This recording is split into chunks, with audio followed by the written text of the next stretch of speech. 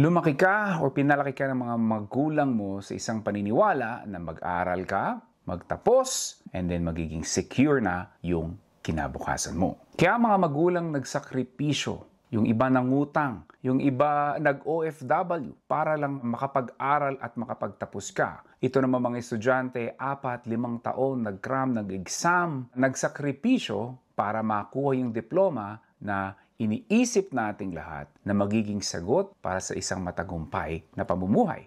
Again, yung paniniwalang ang diploma will means success. Mga graduate ng nursing, nasa call center. Graduate ng engineering, maybe nagde-deliver na lang ng Grab or driver na lang ng Grab. Education major, maybe nagre-retail na lang sa mall or nagbebenta na lang sa TikTok. Again, disente naman yung mga trabaho na yon. But the point is, walang itong kinalaman sa mga diplomang kinuha nila or tinapos nila. Sure, my friend, yung diploma mo may open up opportunities for you, but it will never guarantee success. Dahil sa mundo ngayon, hindi diploma ang basihan kung magkano ang marireceive mo or kikitain mo. It is based on the skills, it is based on the value, at it is based on the result that you can provide for a company. In short, degrees are not the finish line.